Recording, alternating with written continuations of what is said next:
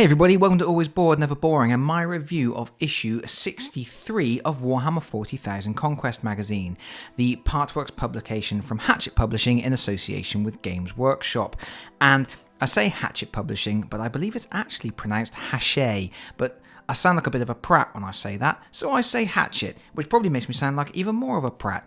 But that's by the by. This is issue 63 of a Partworks magazine that comes out every single week, priced at $7.99. For that price, you get a magazine which serves as an introduction to the Warhammer 40,000 universe, and you get some cover products, which is normally plastic miniatures, but is sometimes hobby supplies such as paints and brushes, and often the cost of the cover products works out as better value than if you were to purchase those items in a store. In this particular issue, issue 63, we are getting more Poxwalkers. And this is something that I've said recently in recent reviews of Warhammer 40,000 Conquest magazine issues. I said that I've kind of lost interest in the series a little bit. And that's because we're now 63 issues in of an 80 issue run. And a lot of the stuff that we're getting now is stuff that I already have. Either I've purchased it before it came in starter sets that I've bought, or it actually appeared in earlier issues of the magazine and we're getting more of it, because obviously with a game like Warhammer 40,000, building an army is a part of what you are doing, and a certain amount of repetition is necessary in order to have the volume of troops on the field.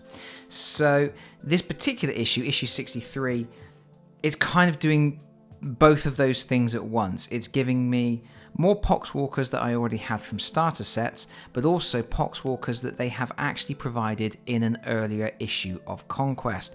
In fact, it was only about 3 issues ago they gave us the last lot of these Poxwalkers. So let's take a quick look at the frame and talk about that some more. So here is the frame. It is the one that comes from the Dark Imperium starter set and is also in the No Fear starter set. Which means I already have some of these, and like I say, they were also in an earlier issue of Conquest. So, yeah, lots of Poxwalkers. The miniatures are great. There's no complaints there. They go together very easily. They're not push fit, but they are monopose. They go together one way. And also on the frame, you do get a few little bits that you use with parts from another frame that we've already received to build a Death Guard Plague Marine. There's not really a lot to say about this. If you watched my video the other week, then you will have heard everything I have to say about this frame, really. It's decent value. Because it's only in starter sets, I tend to break up the value of a starter set based on the number of frames in it, and it works out to about £10 a frame. So if I was to put a retail value on this, I would say £10, although £10 would obviously, it's a bit of a bargain for 10 miniatures, or in fact 10 miniatures and a bit of one to make an 11th. So yeah, the price is a little bit skewed, but because it's based on breaking up the cost of a starter set, I've valued this frame at £10. Considering the magazine, Conquest is $7.99 an issue, that represents a saving of £2 and 1 penny over retail price on this frame, which is decent, especially when you consider that you also get the magazine as well. As I don't have much to say about this frame, having already said it before, let's take a look at that magazine and see what it has to offer. So here's the magazine with an image on the front of our assembled Poxwalkers and our Death Guard. Bear in mind, you can't build that Death Guard with just the contents of this issue. You need the parts from another frame that came in a previous issue. So if you're one of those people who is picking up individual issues as and when you want them, bear in mind that if you buy just this issue, you're only really getting 10 Poxwalkers and a few odd bits on the frame that you might be able to use in conversions and things like that, but not something you can build in its entirety. That is worth noting for people who cherry pick their issues. Let's have a look inside. So here we have some terrifying Death Shroud Terminators. The way this magazine works, if you're new to this, you haven't watched any of my other videos, is you generally get a section of fluff at the beginning, then you get a section of build instructions for any miniatures that came with the issue, then you get paint instructions for painting the miniatures that came with the issue, and then you get a scenario, some new rules if you need them for the miniatures that came with the issue, that sort of thing. So this is our fluff section. We have Death Shroud Terminators looking suitably beastly. And then we've got the Legacy of Secrecy about the Dark Angels. Alright, okie dokie. Oh, and look, then we have the Eldari looking mysterious and a little bit badass. We have a bit on Craft Worlds. And then we have a section on Raven Guard Successor Chapters. These are quite useful for painting reference, for painting guides. You get, because you can see the pauldron there and the iconography on the pauldron, and you get a full front view of a Primaris. More Successor Chapters, and then we have the Battle for Navaris, and this is actually some background information on the Silver Templars. I'm not sure if this information was previously in the Silver Templars Codex that was a special purchase, and I can't actually check that because I have got rid of that codex because I wasn't that impressed with it, and I didn't think it was worth keeping around, so it freed up some space on my shelf and off it went. So I can't check whether this is reproduction from that codex. But regardless, this is some more information about the Silver Templars, who were invented especially for this magazine. They didn't exist prior. And yeah, a little bit of information about those guys. A little bit more about this Navaris place. And then we have... who's this fella here? This is... oh, the Flawless Host. This is... are they Slaanesh? I want to say they're Slaanesh. They look Slaanesh-y, don't they? Yep, they are Slaanesh worshipping Chaos Space Marines.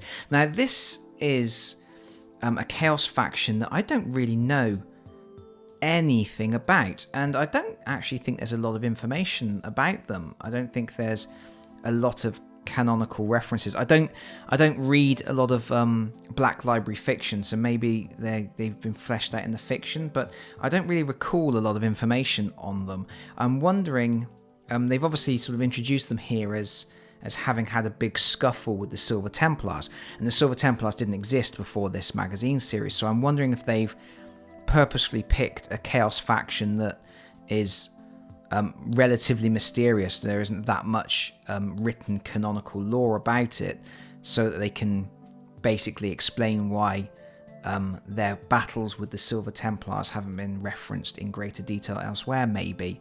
Or maybe I'm talking out the top of my head. I am not the best person to come to ask about Warhammer 40k lore. I am not that deep into the mythology. I enjoy it, but I know a bit about it, but I am not someone who knows all of those little obscure references and details. So maybe somebody in the comments can tell me whether this is the reason that we've suddenly got the Flawless Host turning up. Great name, the Flawless Host. And yeah, so basically Flawless Host were hanging out on Navaris, and I guess the Silver Templars turned up and said, "Jog on, fellas, we're taking over." And this is a great evocative piece of artwork. I like that a lot. Very nice. Quite a lot of fluff in this issue. And then we are here into our building instructions. These are the same instructions that were included a few issues ago, because obviously we have had this frame before.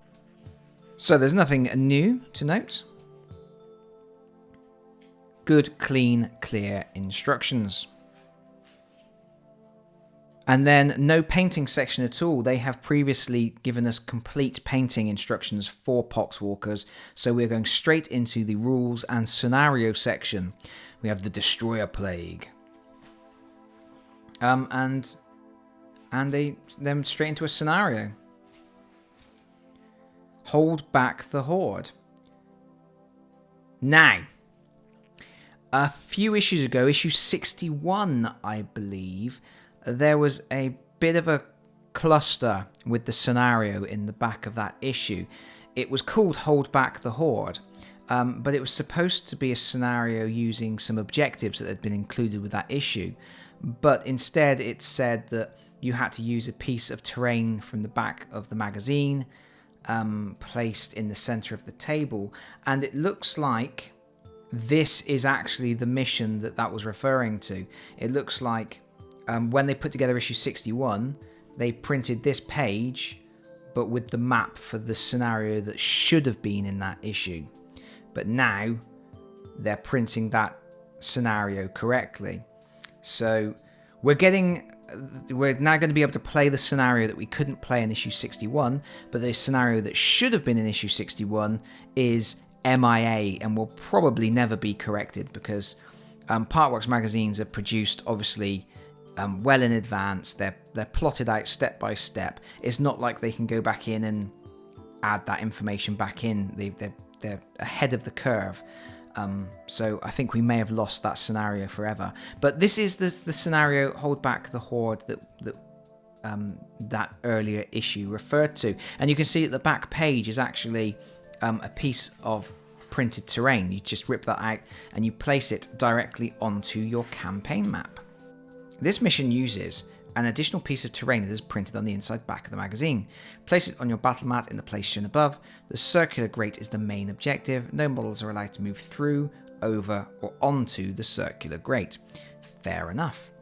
The Space Marine player is victorious if they manage to stop any of the Poxwalkers reaching the water pipe, and the Death Guard player wins the game if they manage to get any Poxwalker models into base contact with the centre of the water pipe, marked in red. Game lasts 5 battle rounds. So it's a defense thing. The Ultramarines are defending this grate from the invading Poxwalkers. And we actually have, down here, we can see that they're using 3 units of 10 Poxwalkers. There's 30 Poxwalkers for this battle. That's quite a horde going to be scurrying across the table. But there we go, that is it, and that is actually everything this issue has to offer. Not the most exciting for me personally, because I'm kind of burned out on Poxwalkers. I've got loads of them now, but it's nice to actually see what that scenario was actually really all about. That's nice. Let's take a quick look at what's coming up next. Next we have, oh good gravy boats, we've got a pot of Astro Granite paint. Like I need more Astro Granite paint. That's not great value, not very exciting. Again, another issue that I'm not really looking forward to. But issue 65, redeeming the issue somewhat, redeeming the series somewhat, because we have a new set of Space Marine heroes.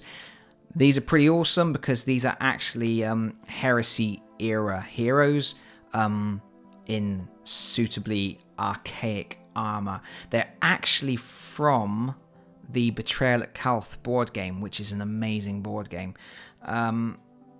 So I already have these miniatures because I have Betrayal at Calth, so that does take the edge somewhat off the excitement of those. But for people who don't have Betrayal at Calth, a great set of miniatures that actually retails for about £20. So fantastic value coming. But we'll talk about that another time. For now, what I always do in these videos is I do a little running total, which is the price of subscribing to the magazine, paying $7.99 an issue, versus the price of purchasing all of the cover products at full retail price from a Warhammer store. So I'm not taking into account any online discounts, but I'm also not taking into account the value of the magazine itself, free gifts that came with the magazine, and all that other stuff. It's literally just price of the magazine versus full retail price of the cover products, which hopefully some people will find useful.